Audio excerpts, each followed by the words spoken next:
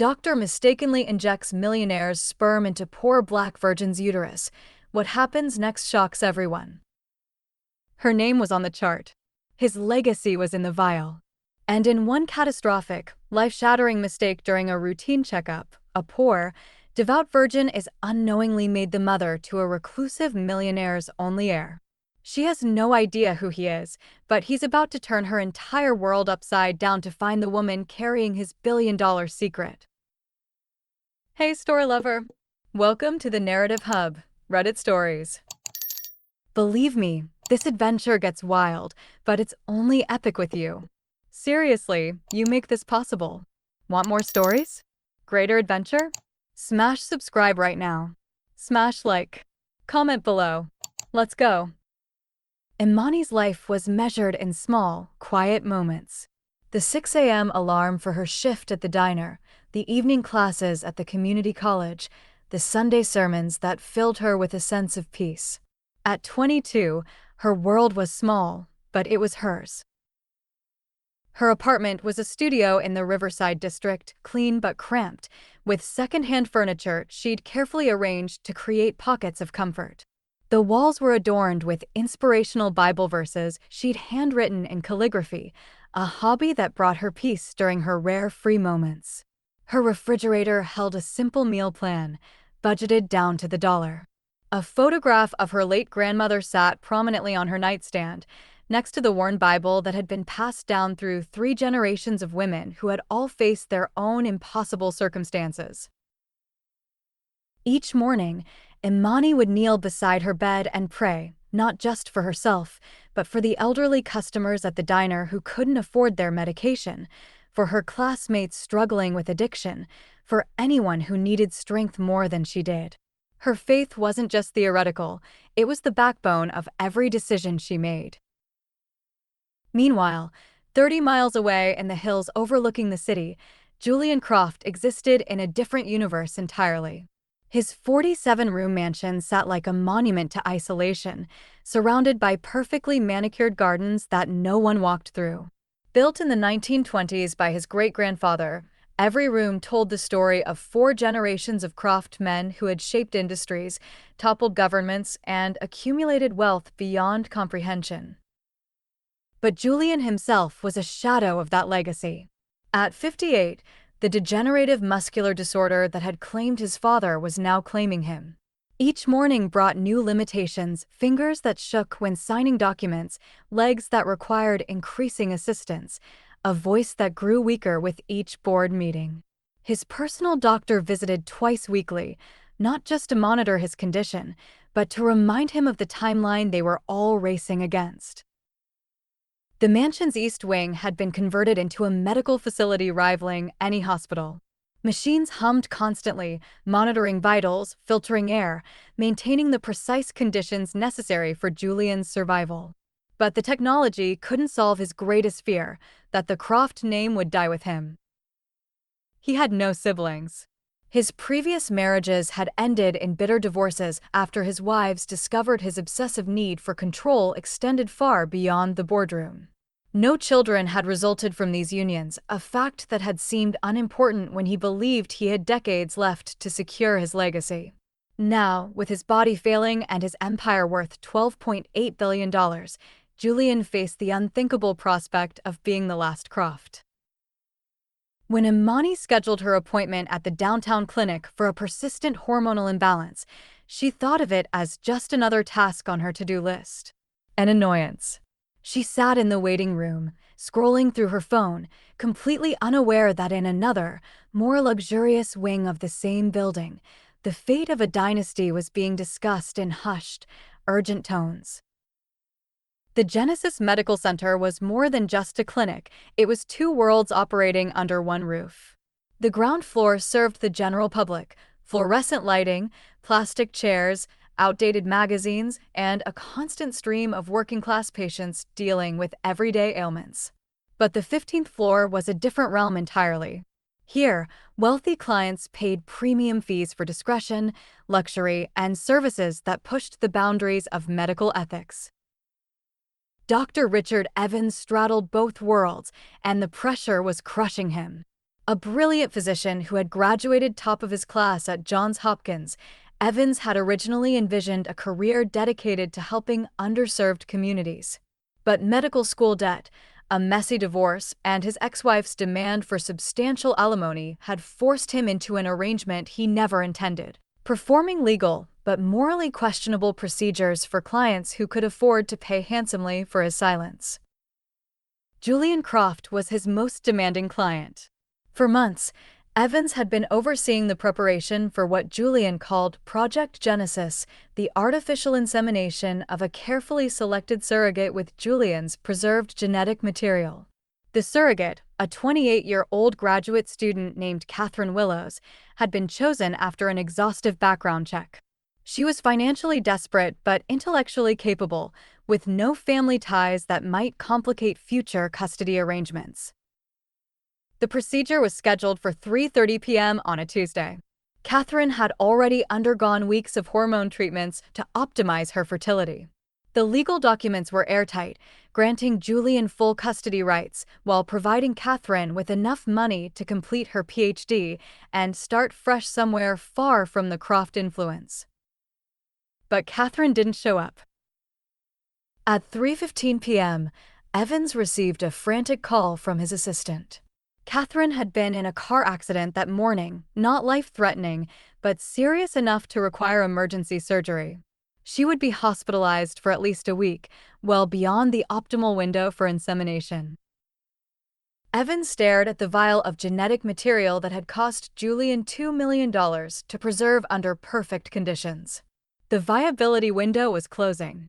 If the procedure wasn't performed within the next 2 hours, months of preparation and Julian's last hope would be wasted. Meanwhile, one floor below, Imani sat in examination room 7, having arrived early for her 4 p.m. appointment. She wore her best dress, a simple navy blue outfit she'd bought at a thrift store for job interviews. She'd taken the afternoon off from the diner, which meant losing wages she couldn't afford to lose, but her symptoms had been worsening for weeks. The hormonal imbalance was affecting everything: her sleep, her energy, her ability to focus in her evening classes. Her body felt foreign to her, and as a woman who prized self-control and discipline, this loss of physical predictability was deeply unsettling. Evans burst into his office, his mind racing. He had 2 problems: an angry billionaire whose money kept the clinic's luxury wing operational, and a time-sensitive procedure that couldn't wait. His assistant handed him Imani's file as he rushed toward the elevator, intending to quickly resolve her routine appointment before dealing with the Croft crisis. In the elevator, exhaustion and pressure clouded his judgment. He glanced at Imani's file: young, healthy, optimal reproductive age. His tired mind began forming a desperate solution. Imani was scheduled for a routine gynecological examination. The procedures would be similar. If he could convince her to undergo what she believed was a standard fertility assessment. The thought disgusted him even as he entertained it. But Julian Croft had made it clear that failure wasn't an option. The billionaire had investigators who could destroy Evans' career, his medical license, and his life if he failed to deliver. When Evans entered examination room 7, Imani looked up from her phone with the trusting smile she reserved for authority figures. She had been raised to respect doctors, teachers, and clergy without question. "Miss Johnson," Evans said, his voice steadier than his hands. "Based on your symptoms, I'd like to perform a slightly more comprehensive examination today. There's a possibility your hormonal issues might benefit from a specialized treatment." The procedure took less than 10 minutes. Imani experienced some discomfort, but trusted that her doctor knew best. She left the clinic with instructions to monitor her symptoms and schedule a follow-up in 4 weeks. It wasn't until she was gone that Evans realized the magnitude of what he had done. He had violated not just medical ethics, but basic human decency.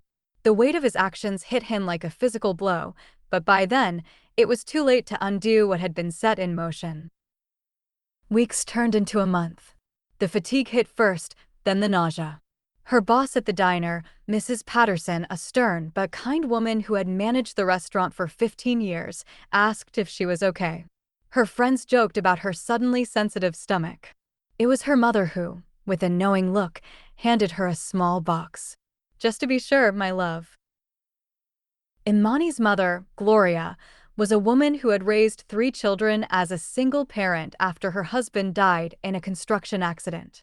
She possessed the kind of intuitive wisdom that comes from navigating decades of hardship. When she saw her daughter's pale complexion and watched her rush to the bathroom during Sunday dinner, she recognized signs she had experienced herself. "Mama, that's impossible," Imani protested, staring at the pregnancy test box. "You know that's impossible." Gloria's expression was gentle but firm. "Baby, I know what I taught you about faith and purity. But I also know that God works in mysterious ways, and sometimes our understanding is limited. Just take the test." Alone in her small bathroom that evening, Imani stared at the 2 pink lines on the pregnancy test, her mind unable to process the impossibility. Virgin. The word echoed in her soul. It wasn't just a biological fact, it was the bedrock of her faith, her identity. She had saved herself from marriage not out of prudishness, but out of a deep belief that her body was a temple, that intimacy was sacred. Her first thought wasn't of a man, because there was no man to think of but of God. Was this a test? A miracle? Her confusion was so profound, it bordered on a strange, terrifying awe. She spent the next 3 days in a haze of prayer and research. She read about parthenogenesis, about virgin births in various religious traditions, about medical anomalies that might explain the impossible. She called in sick to work and skipped her classes, unable to concentrate on anything but the growing certainty that her life had been fundamentally altered by forces beyond her comprehension. Her brother Brutus, 3 years older and fiercely protective, found her on the 4th day sitting in their grandmother's old rocking chair, staring blankly at the wall. "Imani, what's wrong? You look like you've seen a ghost." Brutus was everything Imani was not, skeptical where she was faithful, aggressive where she was gentle, worldly where she was innocent. He worked construction like their father had, and his hands bore the calluses of a man who trusted only what he could build himself. But his love for his sister was absolute. When Imani showed him the test results, Brutus's first instinct was anger. Someone had hurt his sister, and whoever it was would pay. But Imani's insistence that no man had ever touched her stopped him cold. He knew his sister. She didn't lie, and she certainly didn't lie about something this fundamental. "Then we need answers," Brutus said grimly. "Starting with that clinic." Armed with this impossible truth, Imani returned to Dr. Evans. When she explained her situation, his professional calm began to crack. "That's not possible," he stammered, pulling up her file. He cross-referenced the dates, the lab codes, the inventory logs. The color drained from his face. His hands trembled as he stared at the screen, the catastrophic collision of 2 names, Imani and Croft, now linked by a single, irreversible action. Evans had been living in a state of barely controlled panic since the procedure. Every morning, he checked the news for reports of Julian Croft's death, hoping that the billionaire would die before the truth could emerge. Every evening, he drank himself into unconsciousness to escape the weight of what he had done.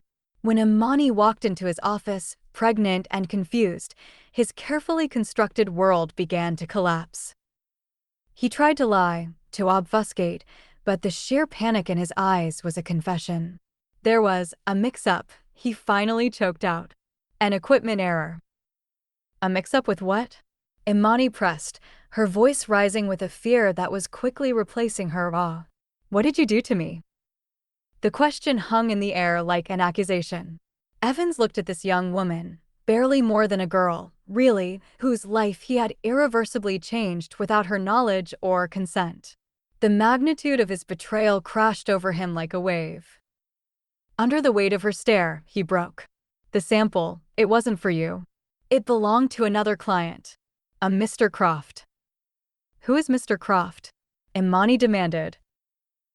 Evans realized he had to give her something, some explanation that might preserve what remained of his sanity. He's a wealthy man. Very wealthy. Very private. This was supposed to be a confidential surrogacy arrangement, but the intended surrogate couldn't make the appointment. I was under tremendous pressure to proceed, and I made a decision that I will regret for the rest of my life. You made a decision?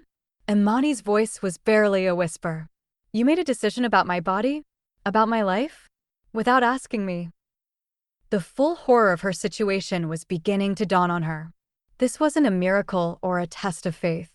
This was a violation of the most fundamental kind, a theft of her bodily autonomy, her reproductive choice, her very identity as she understood it. Evans tried to explain about Julian's condition, about the time pressure, about the impossible position he had been in. But every word only deepened the hole he had dug. Finally, he made an offer that he thought might provide some redemption. I can fix this, he said desperately. We can terminate the pregnancy. No one ever has to know. I'll take care of all the costs, and there will be additional compensation for your trouble. The word terminate hit Imani like a physical blow. Whatever the circumstances of this pregnancy, the life growing inside her was innocent. Her faith, which had been so shaken by the impossibility of her situation, now became crystal clear. This child had done nothing wrong. It deserved to live, regardless of how it had been conceived. No, she said firmly. This child has done nothing wrong. It deserves to live. Evans stared at her in horror, realizing that his nightmare was just beginning. Miss Johnson, you don't understand. Mr. Croft is not a man who accepts complications gracefully. If he discovers what happened, if he learns about the pregnancy, then you'd better pray he doesn't find out, Imani said, standing to leave. But as she reached the door, Evans called out desperately, he will find out. He monitors everything related to his genetic material. When his people discover the discrepancy in the lab records, they'll trace it back to you. And when that happens, your life will never be the same. The name meant nothing to Imani. But in another part of the city, that name was a key, and Dr. Evans' panicked phone call was unlocking the door to a storm. 3 days later, the storm arrived. It came in the form of a silent, black sedan that parked outside Imani's modest apartment building. A woman stepped out, dressed in a suit so sharp it could cut glass. Her name was Eleanor Vance, and she didn't introduce herself as a lawyer. She didn't need to. She radiated a power so intense it felt like a physical force. Eleanor Vance was more than Julian Croft's attorney, she was his weapon. For 15 years, she had handled the billionaire's most sensitive matters, the disappearance of unflattering stories from major newspapers, the sudden financial troubles that befell anyone who crossed Julian, the strategic destruction of competitors through perfectly legal but devastatingly effective tactics. She had built her reputation on being untouchable, unflappable, and utterly without conscience when it came to protecting Julian's interests. Other lawyers in the city referred to her as the Ice Queen, but that nickname failed to capture the calculated cruelty that made her so effective. Eleanor had spent the 3 days since Evan's confession conducting a comprehensive investigation into Imani's life. She knew about the girl's work schedule, her academic performance, her financial situation, and her family dynamics. She had photos of Imani's apartment, transcripts of her phone calls, and detailed psychological profiles prepared by private investigators who specialized in finding leverage against unwilling adversaries. She didn't ask to come in. She simply walked past Imani into her small living room. Her presence seemed to shrink the already small space, making Imani feel like a stranger in her own home. Without ceremony, she placed a briefcase on the coffee table and opened it. Inside wasn't just cash, it was a cashier's check. The number of zeros was staggering, more money than Imani had ever imagined seeing in one place. The check was for $2.5 million. This is a settlement for your trouble, Eleanor said, her voice devoid of any emotion. You will make an appointment. You will terminate the pregnancy. You will sign this non-disclosure agreement, and the name Julian Croft will never pass your lips again. Do this, and your life gets significantly easier. Refuse, and it will become a living hell. Imani stared at the check, then at the woman's cold, unblinking eyes. The fear was there, a cold knot in her stomach. But so was something else. A flicker of defiance that had been growing since she learned the truth about her pregnancy. What if I refuse? Imani asked quietly. Eleanor's smile was arctic. Then you will discover that a man with Julian Croft's resources can make even existence itself an ordeal. Your job will disappear. Your apartment will become uninhabitable. Your student loans will be called in immediately. Your family will find themselves under investigation by tax authorities, immigration services, and child protective services. Every aspect of your life will be scrutinized, challenged, and systematically destroyed. She leaned forward slightly. You are 22 years old, Miss Johnson. You have no money, no connections, and no understanding of the forces you would be challenging. This offer represents more consideration than Julian typically shows to obstacles in his path. I would strongly advise you to accept it. But Imani wasn't just a girl anymore. The violation she had suffered had awakened something fierce within her. This wasn't just about her body or her future. It was about fundamental human dignity, about the right to make her own choices about her own life. No, Imani said, her voice shaking but firm. This child has done nothing wrong. It deserves to live. She picked up the check and, with a strength she didn't know she possessed, she ripped it in half. Eleanor Vance's expression didn't change, but a dangerous glint appeared in her eyes. She had built her career on reading people, on finding their breaking points and applying pressure with surgical precision. But something about this girl's resolve unsettled her. You have no idea what you've just done, she whispered, before turning and walking out. As the door closed behind Eleanor, Imani sank into her grandmother's rocking chair and began to cry. Not from fear, though that was certainly present, but from the overwhelming weight of responsibility she had just accepted. She was no longer just protecting her own life. She was now responsible for protecting an innocent child from forces she didn't understand and couldn't fight alone. The hell Eleanor promised began the next day. Imani was fired from the diner, accused of stealing from the register, an accusation so contrary to her character that Mrs. Patterson almost refused to terminate her. But the restaurant's corporate owners had received a call from someone claiming to be from the state health department, threatening a full inspection that would cost thousands of dollars and weeks of lost revenue. An eviction notice appeared on Imani's door, citing fabricated complaints from neighbors about noise violations, pet odors, and suspicious visitors.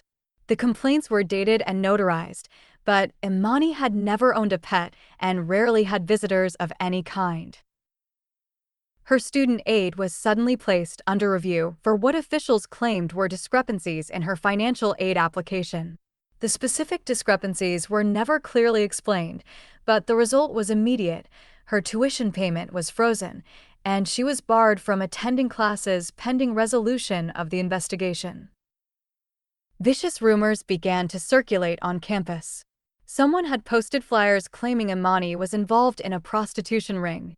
The flyers included her photo, her address, and detailed accusations that were both specific enough to seem credible and vague enough to be legally protected as free speech. Her bank account was frozen after someone reported suspicious activity consistent with money laundering.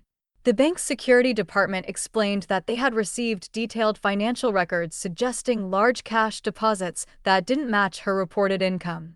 It would take weeks to resolve the investigation, during which time she had no access to her savings.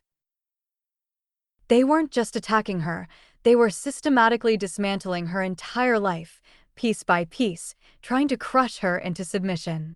Every system she had trusted, her employer, her school, her bank, her landlord, had been turned against her with terrifying efficiency. Her protective older brother, Brutus, tried to fight back, but it was like punching a ghost. Every door they opened was slammed shut by an invisible, powerful hand. He hired a lawyer with his construction wages, but the lawyer withdrew from the case after receiving what he described as credible information about Brutus's alleged involvement in insurance fraud related to their father's death. Brutus had never committed insurance fraud, but disproving the accusation would require time and money they didn't have. Meanwhile, the mere allegation was enough to trigger investigations by multiple agencies, creating a bureaucratic nightmare that consumed his time and resources. As Imani's world collapsed around her, she began to understand the true meaning of powerlessness. Julian Croft wasn't just wealthy, he was systematically networked into every institution that governed ordinary people's lives. A billionaire's influence extended far beyond his own companies into government agencies, financial institutions, and legal systems that most people never questioned. Just as Imani was reaching her breaking point, help arrived from the most unexpected corner. A man approached Brutus in a dimly lit parking lot after his construction shift.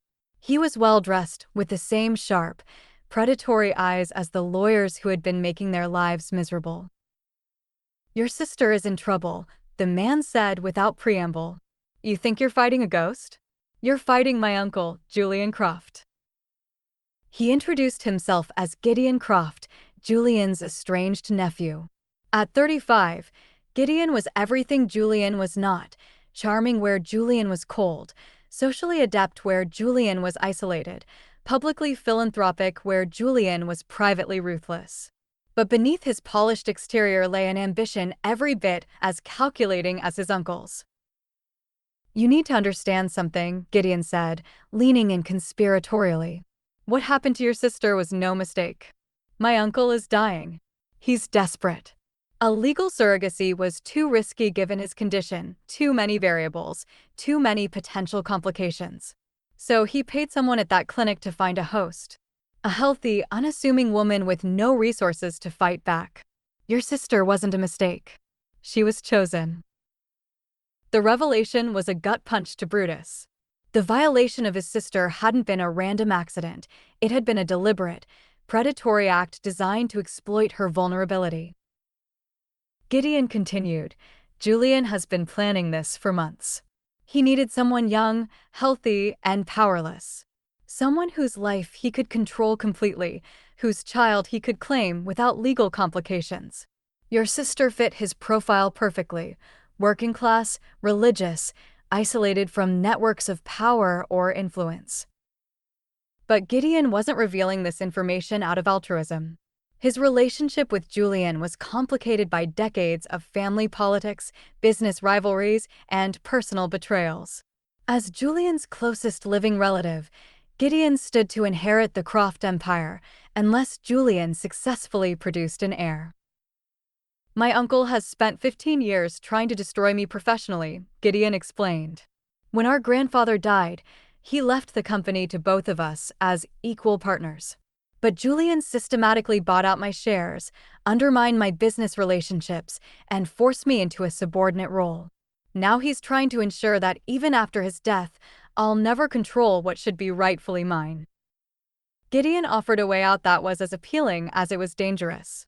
He had lawyers, resources, and a burning desire to see his uncle's empire fall into his own hands. "Help me prove my uncle is mentally unfit, that he orchestrated this entire violation," he proposed. "We expose him, you get your freedom, and a settlement that will make that first offer look like pocket change. Your child will be free, and my uncle will finally face consequences for his actions." But the alliance came with strings attached. Gideon wanted more than just evidence of Julian's wrongdoing. He wanted to use Imani and her unborn child as weapons in a corporate war that had been raging for years. "The child your sister is carrying isn't just Julian's heir," Gideon explained. "It's the key to controlling a $12.8 billion empire.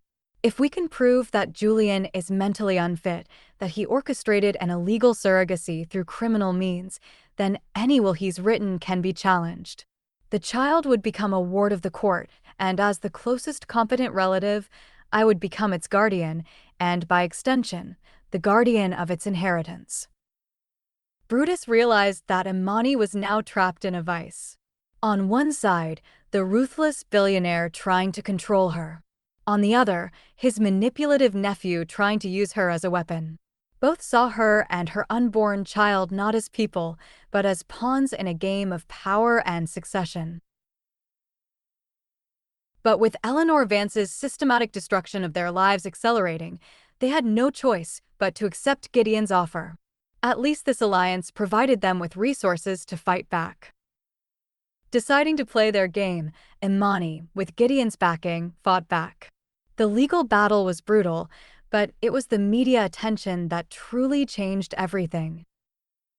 Gideon's strategy was sophisticated and ruthless. Rather than simply filing lawsuits, he orchestrated a comprehensive media campaign designed to destroy Julian's reputation while positioning Imani as a sympathetic victim. He had contacts throughout the entertainment and news industries, relationships built over years of charitable donations and strategic social networking. The story broke simultaneously on 3 major news networks: Billionaire's secret surrogacy scandal. Within hours, every major media outlet was covering the story. The billionaire's secret heir, the headlines screamed. Virgin birth or medical violation? Imani was thrust into a spotlight she never wanted, her private life dissected by a ravenous public. Camera crews camped outside her apartment building. Reporters called her phone constantly, offering money for exclusive interviews. Strangers on social media debated the most intimate details of her life, her faith, and her pregnancy.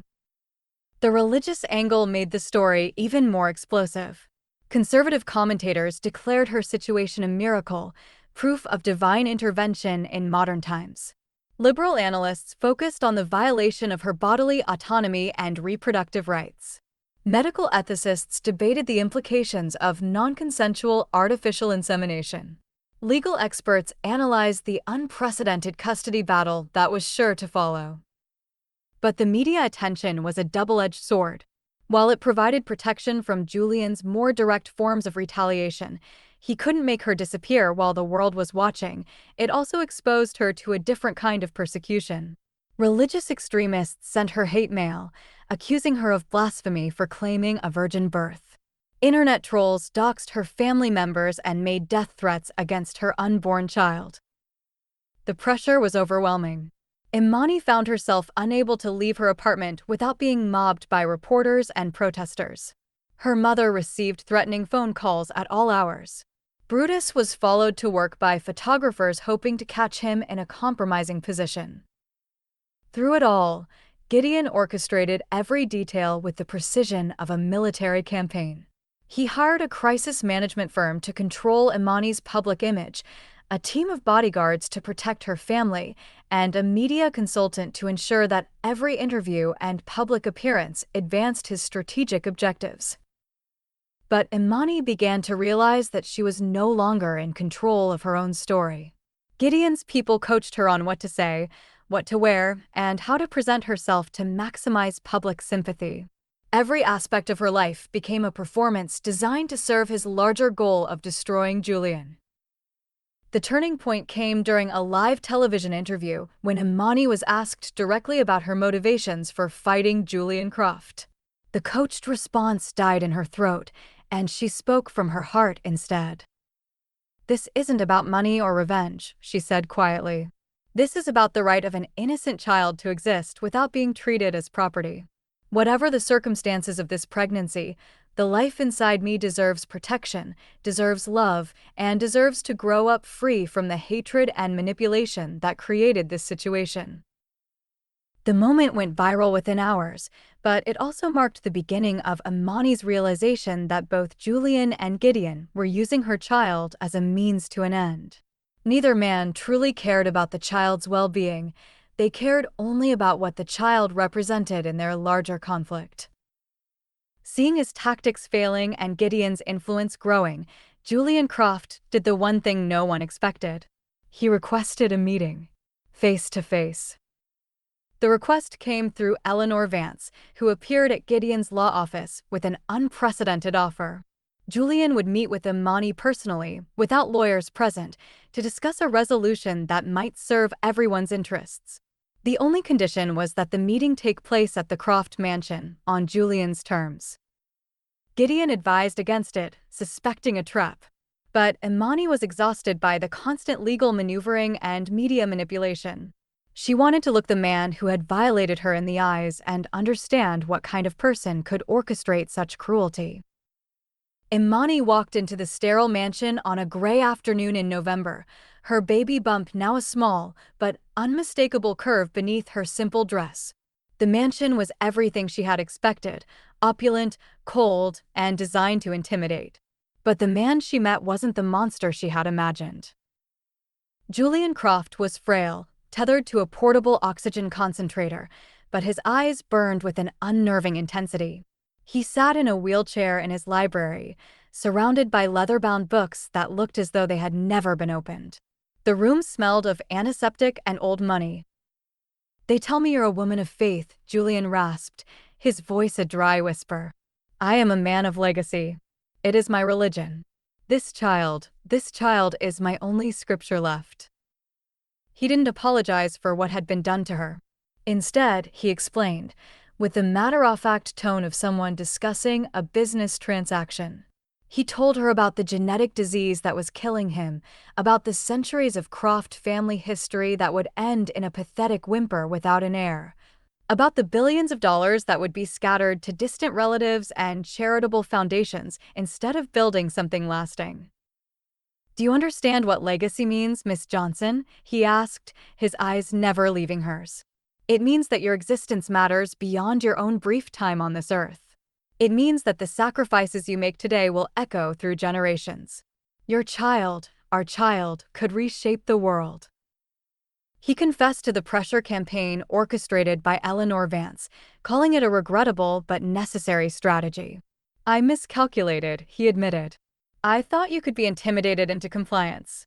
I didn't account for the strength that comes from genuine faith." Then he laid a new offer on the table. It wasn't a payoff or a threat. It was an invitation that would change everything. "Stop this war," he pleaded, a crack of desperation finally breaking through his controlled facade. "Come live here. You and the child will have everything. The best medical care. During your pregnancy, the finest education money can buy, security that most people cannot even fathom. The child will have its birthright, its legacy, its place in history. All I ask is that you let me be its father." The offer was staggering in its scope. He would establish a $500 million trust fund for the child, provide Imani with a $50 million settlement for her troubles, and guarantee her a position overseeing the child's upbringing until his death. After that, she would inherit a substantial portion of his estate as the mother of his heir. But it was a gilded cage. A life of unimaginable wealth and security for her child, but at the cost of her own freedom, her own identity. She would forever be under the shadow of the Croft name, a living incubator who had been elevated to the status of a cherished servant. "I know what I'm asking," Julian continued. "I'm asking you to sacrifice your independence for your child's future. But consider what that future could be. This child could cure diseases and poverty, shape the course of human history.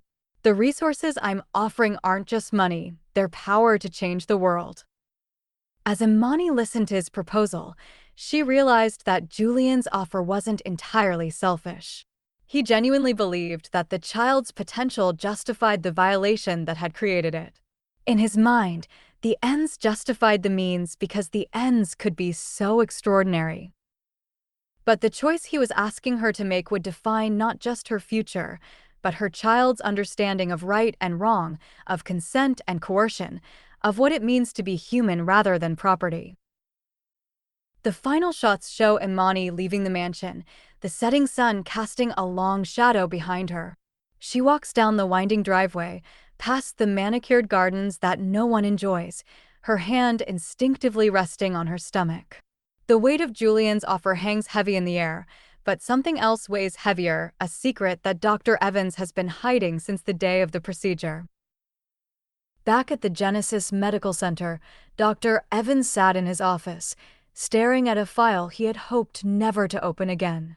The media attention surrounding the Croft case had triggered a comprehensive audit of his practice, and investigators were getting dangerously close to uncovering the full truth. What Evans had told Imani was only part of the story. Yes, there had been a mix-up with Julian's genetic material. But there had been another vial in the lab that day, one that Evans had been paid handsomely to forget ever existed. 3 months before Imani's appointment, a woman named Dr. Mariana Cheney had approached Evans with an unusual request. Dr. Cheney was a brilliant geneticist who had been working on cutting-edge research into genetic enhancement and artificial evolution. Her work was decades ahead of anything publicly acknowledged, but it required human test subjects, something no legitimate institution would ever approve. Dr. Cheney had been secretly collecting genetic material from individuals with exceptional traits, Nobel Prize winners, Olympic athletes, renowned artists, and yes, billionaire innovators like Julian Croft. But she had also been experimenting with genetic modification, creating enhanced versions of this material that could theoretically produce offspring with abilities far beyond normal human parameters. The vial that had been meant for Catherine Willows contained not just Julian's genetic material, but Dr. Cheney's enhanced version, genetic code that had been modified to express traits for accelerated cognitive development, enhanced immune systems, and neurological capabilities that bordered on science fiction. But in his panicked state during the procedure mix-up, Evans had grabbed the wrong vial entirely. The genetic material he had used with Imani wasn't just Julian's enhanced DNA, it was a prototype that Dr. Cheney had been developing for her most ambitious experiment. The child growing in Imani's womb didn't just carry Julian Croft's genes, it carried modifications that could fundamentally alter human evolution. Dr. Cheney had disappeared 2 weeks after Imani's procedure, taking her research and leaving behind only encrypted files that government agencies were still trying to decode. But Evans knew the truth. The child Imani was carrying was potentially the most genetically advanced human being ever created. The implications were staggering. If the child's enhanced capabilities manifested as Dr. Cheney had theorized, it wouldn't just be a billionaire's heir, it would be a new form of human consciousness, capable of intellectual achievements that could reshape civilization itself. But it could also be a weapon. In the wrong hands, the child's genetic template could be replicated, creating a new class of enhanced humans that would make current inequalities seem trivial by comparison. Nations would go to war over access to such technology. The child wouldn't just inherit Julian's wealth, it would become the most valuable and dangerous person on Earth. Evans had been living with this knowledge for months, terrified of what would happen if anyone discovered the true nature of Imani's pregnancy.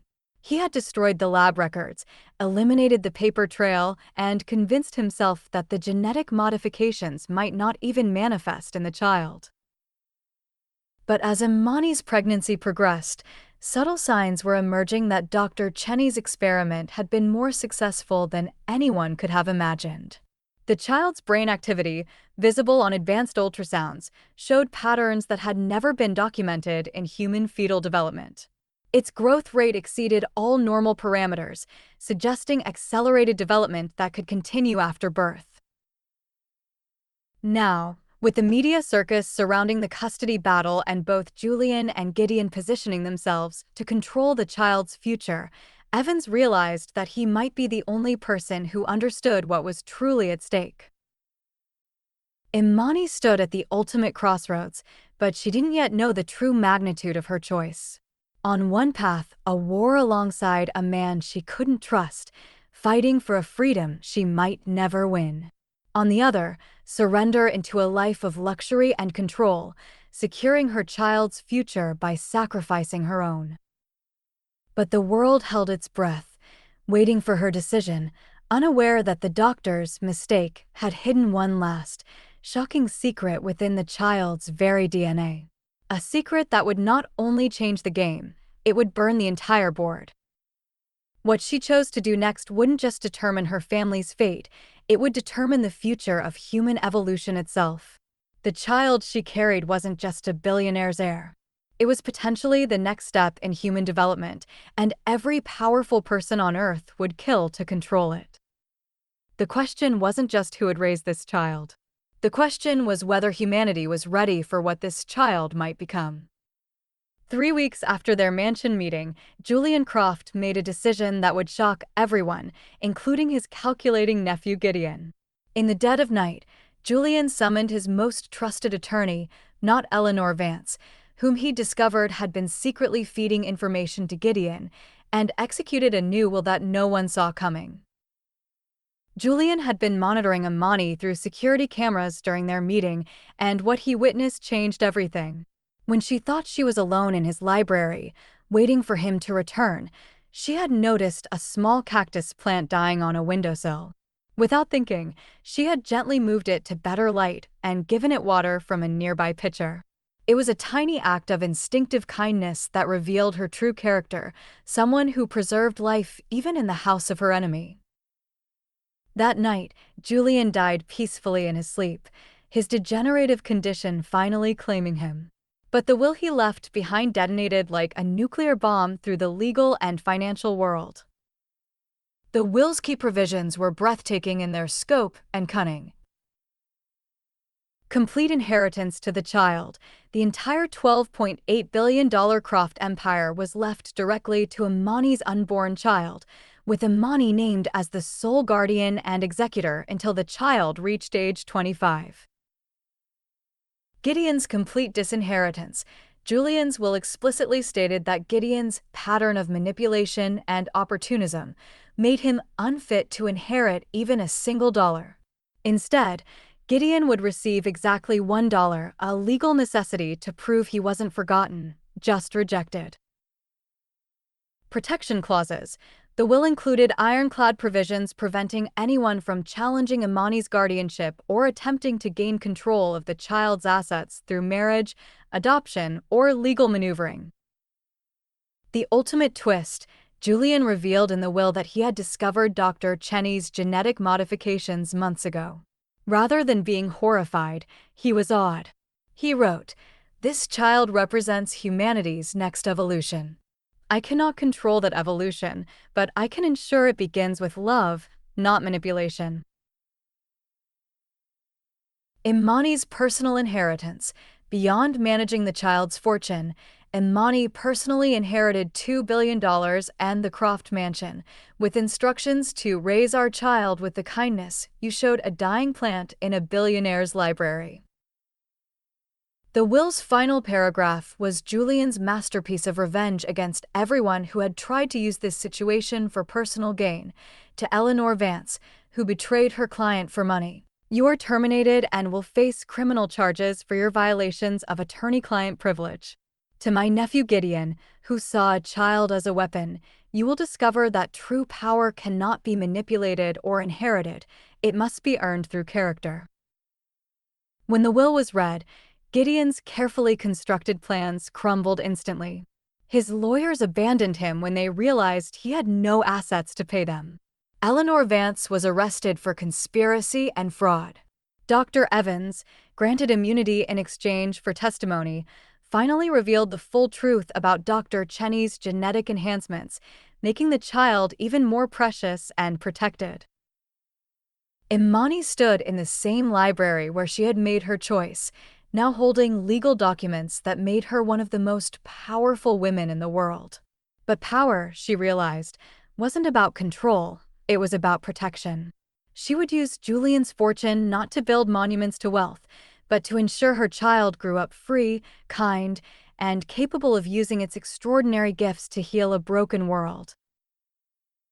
The child born 6 months later would indeed display remarkable capabilities, but raised with Imani's values of compassion and justice, would become not a weapon or a tool, but hope itself. Proof that even the most calculated violation could bloom into something beautiful when nurtured by genuine love.